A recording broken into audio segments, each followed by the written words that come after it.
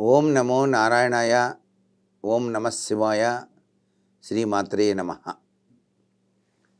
చీపురును పొరపాటున కూడా తొక్కకూడదు.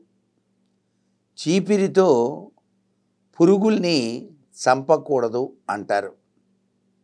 దీని వెనకాల పరమార్థం ఏమిటి అన్నది ధర్మ సందేహం. సహజ సిద్ధంగా వాస్తుశాస్త్రంలో చీపురికి చేటకు చాలా విశిష్టవంతమైనటువంటి ప్రభావాన్ని ఇవ్వడం జరిగింది. చీపిరితో ఊడ్చేటప్పుడు కూడానండి ఈశాన్య మూల నుంచి ప్రారంభించి నైరుతి మూల వరకు కూడాను ఊడ్చాలి. ఇంట్లో పరిశుభ్రం చేసేటప్పుడు ఆ చీపిరిని కంటికి కనపడకుండా నైరుతి మూలలో కానీ ఆగ్నేయ మూలలో కానీ ఉంచాలి తప్ప వాకిటికి ఎదురుగా మాత్రం చీపిరిని ఉంచకూడదు. వాస్తుశాస్త్రరీత్యా చీపిరిని చూస్తూ ఇంటి యజమాని బయట నుంచి లోపలికి వచ్చినట్లయితే అనేక అనర్థాలు వాటిల్లుతాయి. చీపిరి ఏమిటి, ఎందుకు దీనికి ఇంత శక్తి ఉంది అంటే దుష్కర్మలనన్నిటినీ కూడాను తొలగించే శక్తి చీపిరికి ఉంది. అంతేకాకుండా దుష్కర్మతత్వంలో ఏదైనా ఇంటిని ఆవహించి ఉన్నా కూడాను చీపిరితోనే మనం తొలగించాల్సి ఉంటుంది. పీడ కళలు వచ్చేటప్పుడు కూడాను మంచం కింద చీపిరి గనక ఉంచినట్లయితే పీడ కళలు రావు అని కూడాను మనకు శాస్త్రంలో చెప్పారు. ఈ చీపిరిని మీరు ఉంచేటువంటి విధి విధానం కూడాను చాలా గొప్పది. ఎటువైపు నుంచి అయితే మనం ఊడుస్తూ ఉన్నామో అంటే పట్టుకునేటువంటి ఇది పైకి ఉండాలి. ఊడుస్తున్నట్టుగానే మనం చీపిరిని ఉంచాలి గోడకు ఆంచి. అంతేగాని చీపిరి పాడైపోతుందని చెప్పేసి కిందకి మనం పట్టుకునేది అలా ఉంచకూడదన్నమాట. అలా ఉంచితే అది శనీశ్వరుని ఆయుధం అవుతుంది. ఇంట్లోకి శని ప్రవేశించినట్టుగా లెక్క అవుతుంది. ఇది బాగా గుర్తుపెట్టుకోండి. చీపిరిని ఎప్పుడూ కూడా పరుండబెట్టి ఉంచకూడదు.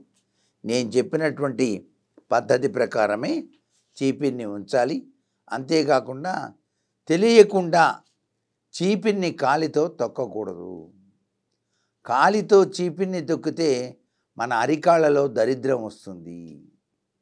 దరిద్రపు కాళ్ళు రావాడి అంటారే చాలామంది.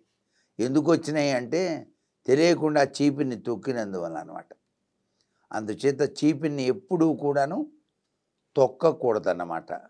అక్కడ జ్యేష్ఠాదేవి నివాసం ఉంటుందిట. అందుకే ఇంట్లో నుంచి బయటికి పంపించేయాలి. కాబట్టి అలా ఊడ్చేసి అపరిశుభ్రమైనటువంటి విధి విధానాలన్నింటినీ కూడా చీపిరితో తొలగిస్తాం. అలాగే బూజు ఒకటి.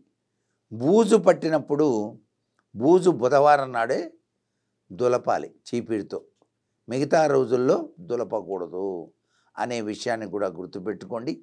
అలాగే చీపిరి చాట ఒకచోట ఉంచకూడదు. వాస్తుశాస్త్రంలో చాలా ముఖ్యమైన విషయం ఇది. చీపిరి కట్ట ఒక చోట, చాట ఒక చోట విడివిడిగా ఉంచాలి. చీపిరితో ఊడ్చి చాటతో ఎత్తి పారేస్తాం. రెండు ఒక చోట ఉంటే వీళ్ళిద్దరూ కాంప్రమైజ్ అయ్యి మన ఇద్దరం ఒకటేనబ్బా స్నేహితులం, వీళ్ళ సంగతి ఏదో చూద్దాం అనుకుంటాయి. అందుకని రెండింటినీ విడివిడిగా ఉంచాలన్నమాట. ఇదేమో చిమ్మేది, అదేమో ఎత్తిపారేసేది కదా. వీళ్ళిద్దరూ ఒకటైతే ఏమైపోతుంది, సంఘర్షణ వస్తుంది ఇంట్లో. అందుచేత రెండు ఒక చోట ఉండకూడదు. చాటని ఎప్పుడూ కూడా బోర్లించి పెట్టకూడదు. చాట ఎప్పుడూ కూడా బోర్లా ఉంచకూడదు. చాటని మామూలుగానే ఉంచాలి. ఈ చాట చీపిరి అనేటువంటి స్థలాలు మాత్రం ఇంట్లో నైరుతి మూల ఉంచటం సర్వ విధాలా కూడాను శ్రేయోదాయకం. పడమర వైపే ఈ చీపిరి కట్టను చాటను కూడా ఉంచటం వలన మనం అదృష్టవంతులుగా మారటానికి ఆస్కారం ఎక్కువగా ఉంటుంది. నిద్ర లేవగానే కళ్ళకు చీపిరి మాత్రం కనిపించకూడదు.